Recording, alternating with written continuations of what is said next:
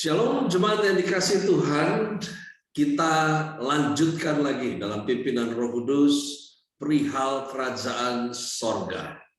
Dan pada kesempatan ini kita masuk pada perumpamaan kerajaan sorga dalam analogi 10 gadis. Matius 22 ayat yang pertama sampai dengan ayatnya yang ke-13 mencatat perumpamaan tersebut. Pada waktu itu hal kerajaan sorga seumpama 10 gadis yang mengambil pelitanya dan pergi menyongsong mempelai laki-laki. 5 diantaranya bodoh dan 5 bijaksana.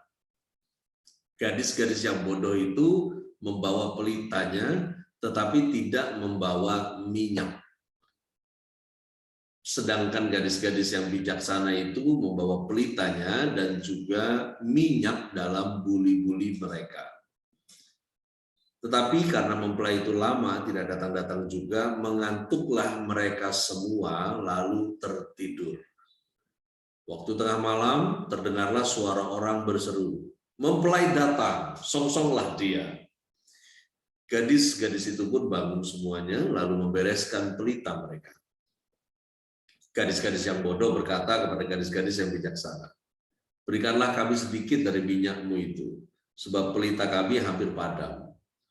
Tetapi jawab gadis-gadis yang bijaksana itu, "Tidak, nanti tidak cukup untuk kami dan untuk kamu.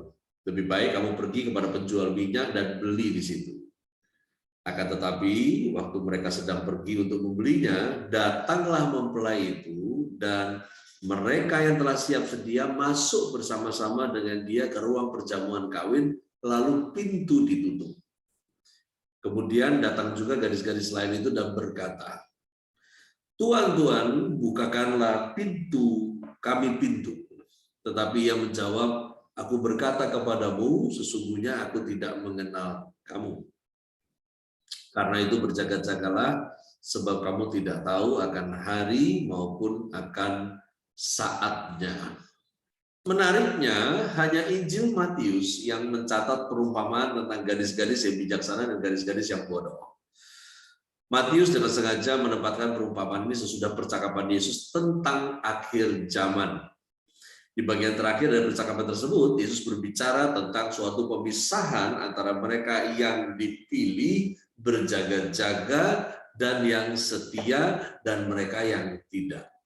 Namun mari kita tetap fokus pada konsentrasinya. Memang hal ini terkait mengenai kedatangan Kristus kali yang kedua. Namun ya perlu kita ingat, fokusnya di sini adalah perumpamaan hal kerajaan sorga.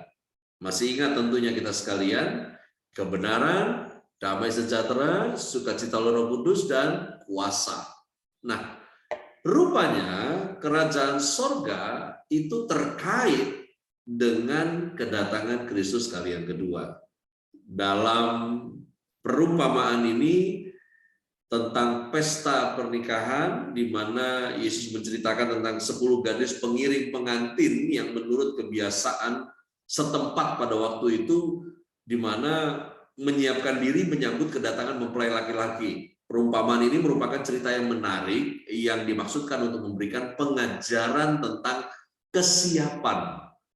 Meskipun informasi rinci yang bervariasi dan diuraikan secara ringkas, nampaklah bahwa pada zaman Yesus pernikahan biasanya terjadi pada usia yang masih muda, di mana pernikahan Israel itu disepakati pada pertengahan usia belasan tahun pada masa itu, di mana ini merupakan kebiasaan seorang pengantin wanita dikelilingi oleh 10 pengiring yang sepertinya adalah teman-teman dekat dan seumur dengan pengantin wanita. Kalimat pendahuluan yang dicatat di Matius 22, "Pada waktu itu hal kerajaan surga seumpama 10 gadis yang mengambil pelitanya dan pergi menyongsong mempelai laki-laki." Perlu diperhatikan, 10 gadis berumur belasan tahun mengambil pelita mereka dan pergi ke rumah pengantin wanita dengan maksud untuk mempersiapkan pengantin wanita bertemu dengan pengantin laki-laki. dapatlah dimengerti bahwa kalimat pendahuluan di atas tidak menunjuk pada pertemuan yang sesungguhnya antara pengantin laki-laki dengan gadis-gadis pengiring. Karena peristiwa itu terjadi kemudian pada waktu cerita ini berkembang. Gadis-gadis muda tersebut jangan dibayangkan sedang duduk di suatu tempat di sepanjang jalan pada tengah malam. Terus kemudian mereka dikuasai kantuk, sementara pelita mereka mulai berkedip-kedip karena kekurangan minyak. Adalah lebih baik untuk dibayangkan bahwa gadis-gadis ini sedang sibuk di rumah pengantin wanita, mendandani dan menjaga dia sebagai persiapan di menit-menit terakhir.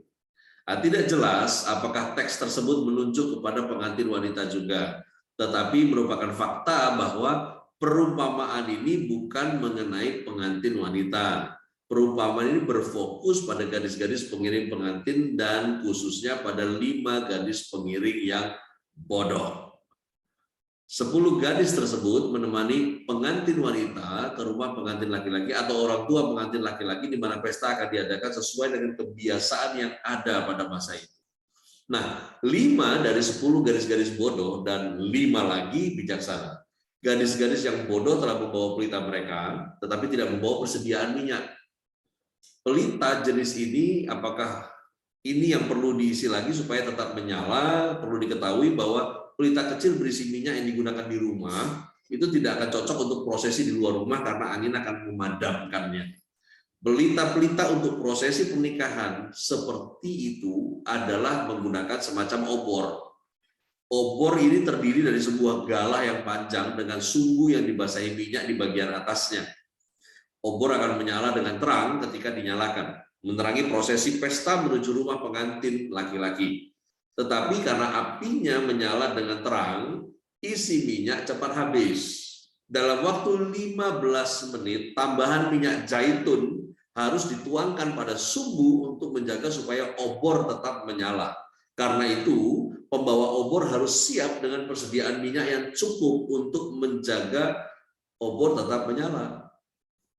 Khususnya jika pengiring pengantin diharapkan melakukan tarian obor pada waktu pengantin datang. 5 gadis pengiring yang bodoh telah tiba di rumah pengantin wanita tanpa persiapan apa-apa. Mereka lalai membawa minyak tambahan. Kepentingan mereka membawa obor adalah untuk prosesi penyambutan.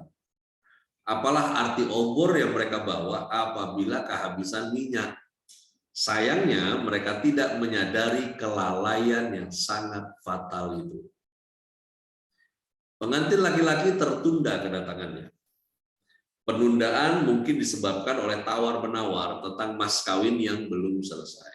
Tradisi kuno pada masa itu seringkali disebut di Alkitab di mana tradisi tersebut berbicara tentang pemberian hadiah oleh keluarga pengantin laki-laki kepada keluarga pengantin wanita. Pembahasan tentang mas kawin dapat menghabiskan banyak waktu dan menimbulkan tawar-menawar yang berlarut-larut. Bila segala sesuatunya sudah disepakati sebagaimana seharusnya, kedua keluarga telah sepakat sepenuhnya. Pesta pernikahan dapat dimulai. Pengantin laki-laki tidak dapat pergi ke pengantin wanita sampai harga pengantin wanita dibayar dengan kontrak pernikahan disepakati. Ya, kesepakatan pada masa itu menggunakan istilah kontrak, ya, di mana perjanjian-perjanjian yang dibuat dalam setujui oleh kedua belah pihak. Nah, sementara itu gadis-gadis pengiring pengantin menunggu. Mereka mengantuk dan tertidur. Baik gadis-gadis yang bodoh maupun yang bijaksana, dua-duanya tertidur. Hingga waktu berlalu, tiba-tiba pada tengah malam terdengar seruan mempelai datang, song-songlah dia. Pengantin laki-laki dan pelayan-pelayannya dengan sukacita hampir sampai di rumah pengantin wanita. Para pengiring yang berada di dalam segera terbangun, bangkit, membenahi penampilan mereka, dan membereskan pelita-pelita mereka. Ke-10 gadis memiliki obor yang menyala dengan terang, tetapi 5 di antara mereka menyadari bahwa tanpa persediaan minyak, obor mereka akan segera padam bahkan sebelum prosesi dimulai. Mereka mencoba memberitahukan masalah mereka kepada gadis-gadis yang lain. Mereka berkata, berikanlah kami sedikit dari minyakmu itu, sebab pelita kami hampir habis padam. Tetapi kelima gadis yang membawa minyak dalam buli-buli tahu bahwa setiap 15 menit mereka harus menambahkan minyak pada obor mereka kembali. Dan juga bahwa mereka harus menjaga agar obor mereka tetap menyala selama prosesi dan selama tarian obor pada saat kedatangan mempelai. Pikiran sehat mereka mengatakan bahwa minyak yang ada dalam buli-buli hanya cukup untuk 5 obor dan bukan untuk 10 obor. Dengan sopan mereka menolak membagi minyak. Malahan mereka menasihati kelima gadis itu supaya pergi ke penjual minyak untuk membeli minyak tambahan. Kelima gadis yang menghabiskan waktu mereka untuk menunggu dan tidur sekarang harus cepat-cepat pergi ke penjual minyak, membangunkan dia dan membeli minyak yang dibutuhkan. Sementara mereka pergi, pengantin laki-laki datang dan prosesi dimulai. Semua orang pergi ke rumah pengantin laki-laki dan ikut dalam pesta. Mereka menutup pintu masuk ke ruang pesta di rumah mempelai dan setiap orang yang bukan merupakan bagian dari prosesi tidak diizinkan masuk. Ini merupakan prosedur yang biasa di antara orang-orang kaya dalam kebudayaan waktu itu. Perumpamaan ini berakhir dengan adegan 5 gadis yang menjumpai pintu telah tertutup, mereka berteriak, "Tuan, Tuan, bukakanlah kami pintu." Teriakan mereka yang terus-menerus itu akhirnya mendorong pengantin laki-laki untuk pergi ke pintu dan memberitahu gadis-gadis itu bahwa dia tidak ingin berurusan dengan mereka. Mereka sudah terlambat. Saya tidak mau bermain-main mengenai penafsiran yang alegoris mengenai perumpamaan ini.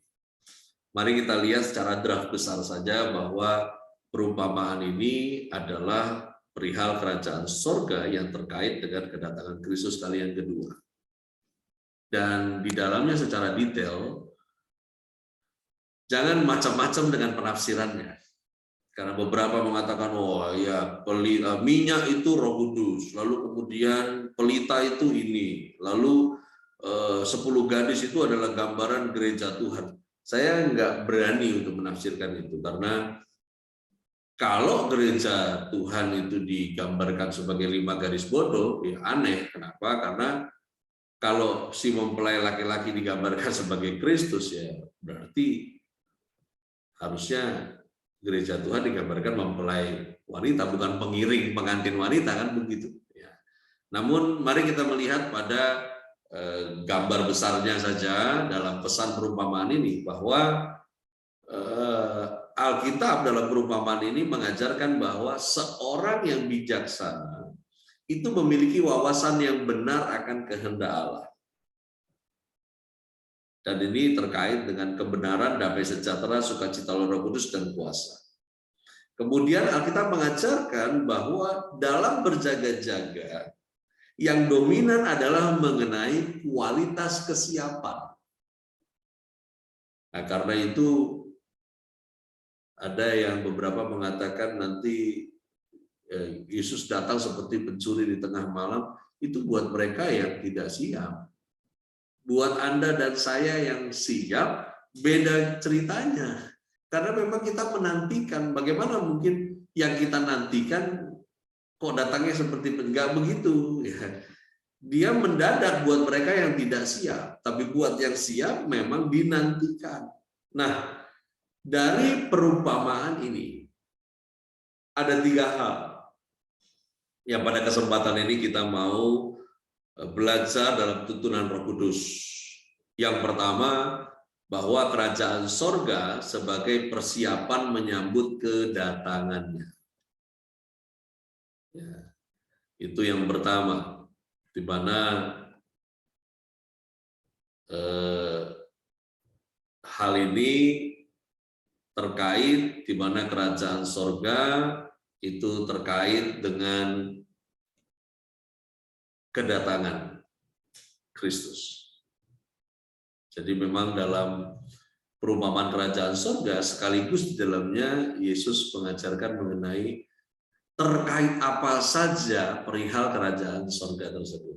Nah, di antara yang kita saat ini dalam tuntunan Roh Kudus kita belajar adalah kerajaan surga sebagai persiapan menyambut kedatangannya, di mana kebenaran, damai sejahtera, sukacita Roh Kudus, dan kuasa adalah persiapan menyambut kedatangan Kristus. Kerajaan sorga sebagai persiapan menyambut kedatangannya. Di Matius 22 jelas ayat 1-2, pada waktu itu kerajaan sorga seumpama. Dari sana dimulai kalimatnya. Ada yang bodoh, ada yang bijaksana. Kenapa jadi bodoh itu? Aduh, paling repot kalau perempuan itu bodoh. Ya, nggak hanya hidupnya repot, hidup Anda juga bisa direpotkan oleh perempuan-perempuan bodoh, dan perempuan-perempuan bodoh biasanya merepotkan. Ya. Bodoh. Bodoh itu jadi bodoh kan kita karena menghina dan hikmat dan didikan. Dalam Amsal 1 ayat 7 di sana tertulis, takut akan Tuhan adalah permulaan pengetahuan, tetapi orang bodoh menghina hikmat dan didikan. Kenapa jadi bodoh? Karena menghina hikmat dan didikan. Kenapa menjadi bodoh? Karena orang tersebut menjadikan diri sendiri sebagai kebenaran. Amsal 12 ayat 15 tertulis, jalan orang bodoh lurus dalam anggapannya sendiri, tetapi siapa mendengarkan nasihat, ia bijak. Orang tuh jadi bodoh ya, karena menjadikan diri sendiri sebagai kebenaran. Di mana kalau ngomong dia akan bilang, ya kalau saya mah prinsipnya, kalau menurut saya, ya nggak pernah menurut Tuhan hidupnya, menurut dia terus. Lama-lama bodohnya jadi kelihatan. Awalnya kelihatannya kayaknya pinter gitu ya. Yang pasti siapa yang menjadikan diri sendiri sebagai kebenaran, itu jalan untuk menjadi bodoh. Nah, bodoh itu mengakibatkan gagal paham, di mana kebodohan menyesatkan jalan orang. Lalu gusarlah hatinya terhadap Tuhan. Siapa yang menikmati kebodohan pasti berujung menjadi kecewa kepada Tuhan. Karena memang gagal paham dalam pengenalan akan Allah bikin orang itu memfitnah Tuhan sebagai pribadi yang mengecewakan. Bodoh itu akhirnya mati. Di Amsal 10 ayat 21 di sana tertulis, bibir orang benar menggembalakan orang banyak, tetapi orang bodoh mati karena kurang akal budi. Jadi bukan hanya konsumsi hal-hal kebiasaan buruk yang mendatangkan kematian, rupanya kebodohan juga mendatangkan kematian. Ya. Bodoh jangan, gak tahu apa-apa, belajar. Ya. Karena bodoh itu kalau dikoleksi juga nggak laku dijual. Nah, itu yang pertama. Kerajaan sorga sebagai persiapan menyambut kedatangannya. Kebenaran, damai sejahtera, sukacita Roh Kudus, dan kuasa itu adalah persiapan menyambut kedatangan Kristus kali yang kedua. Nah, sekarang yang kedua berikutnya, kerajaan sorga dan kualitas kesiapan, di mana Anda dan saya nggak hanya di mulut bilang percaya Kristus, tidak hanya mengatakan Maranatha, Tuhan datang kembali, tapi juga sendirinya jadi orang yang siap. Karena terlalu mudah juga kok untuk urusan Tuhan memberkati Anda. Masalahnya Anda siap apa enggak, kan begitu. Karena Tuhan tahu betul siapa yang siap untuk dipercayakan, siapa yang siap untuk mengelola lebih besar. Tuhan tahu. Karena itu jangan sampai akhirnya Anda gelagapan. Nah, kebenaran, damai sejahtera, sukacita Roh Kudus itu sangat menentukan kualitas persiapan Anda. Di mana di Matius 22 ayat 3-7 sama-sama 10 bawa pelita, tapi yang 5 tidak bawa cadangan minyaknya. Ya, di mana mereka sebetulnya juga sama-sama tidur, cuman yang satu tidur dalam kesiapan, yang satu tidur di dalam ketidaksiapan. Dan tengah malam ketika suara berseru mempelai datang, song-songlah dia. Ya bangunnya juga bareng-bareng, nggak yang bijaksana bangun duluan, bangunnya bareng-bareng, ya beresin pelita bareng-bareng. Kelihatannya bareng-bareng, tapi kesiapannya berbeda. Ayo, mari koreksi diri masing-masing. ya, ke gerejanya bareng-bareng. Tapi nggak tahu nih kalau Yesus datang siapa yang siap. Nah, pastikan saja Anda mengolah dan melakukan kualitas persiapan dari sekarang. Karena itu yang pertama ini mari hidup dalam persiapan penyambutan kedatangannya. Di Matius 24:42 dikatakan sebab kamu tidak tahu pada hari mana Tuhanmu datang. Mari hidup dalam persiapan penyambutan kedatangan. Bukan sekedar pengen beliau datang, tapi ya sebagai yang siap untuk menyambut. Oleh karena itu, di dalam kualitas persiapan, ya, jangan menambah atau mengurangi firman Tuhan. Yesus sudah pesan, waspada terhadap ragi Farisi dan Saduki. Maksudnya begini, kebenaran firman Tuhan, jangan kamu tambahkan, jangan kamu kurangi dengan filosofi, dengan situasi, jangan, tetaplah hidup murni di hadapan Tuhan dengan kebenarannya. Dan berikut, jadilah penurut-penurut Allah. Ya, berjaga doa supaya nggak jatuh dalam pencobaan, karena roh itu emang nurut. Makanya melatih roh Anda untuk nurut pada Allah. Kemudian, mari fokus segalanya bagi Tuhan. Karena itu, Yesus berkata, berjaga-jagalah dan waspadalah terhadap segala ketamakan. Anda gagal membangun kualitas persiapan kalau di dalam aktivitas kerohanianmu itu fokusnya bukan Tuhan, tapi fokusnya kamu. Makanya stop main Tuhan-Tuhanan. Aku percaya, tapi sentralnya diri sendiri, bukan sentralnya Allah. Harusnya sentralnya Tuhan, bukan Anda dan saya. Nah, berikutnya firman Tuhan itu harusnya jadi dasar hidup, bukan yang lain-lain. Kalau bangun hidup itu dasarnya adalah iman, ya iman itu sumbernya harusnya firman. Sehingga Anda bisa berdiri dengan teguh dalam iman, di mana seperti kejadian tadi dalam perumpamaan, dia tidur, dia bangun dengar datang mempelainya, tapi ini dia disebut bisa steadfast gitu. Sekalipun ada kondisi apapun dalam proses penantian, tapi dia punya dasar gitu, dan itu yang membuatnya jadi mantap, tidak ketakutan dalam penantian, tidak terombang-ambing di dalam penantian. Karena itu mari senantiasa kita ini perbaharui diri menggunakan akal budi. Makanya disebut berjaga-jaga dan sadar. Ya, sadar. Ini saya baru berapa menit nih khotbah ini.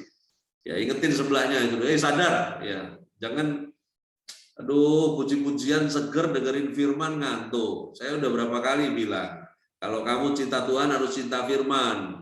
Kalau ngaku cinta Tuhan tapi nggak cinta firman, itu nggak waras. Ya, ingetin sebelahnya, sadar biar waras. Ya, sadar biar waras. Nah, yang berikut adalah waspada. Waspada terhadap gertakan iblis. Karena setiap hari iblis gertak Anda dan saya. Karena itu firman Tuhan katakan, sadarlah dan berjaga-jagalah. Karena iblis bekerja seperti singa yang keliling ngaum-ngaum cari orang yang dapat ditelannya. Di mana ini adalah bentuk dari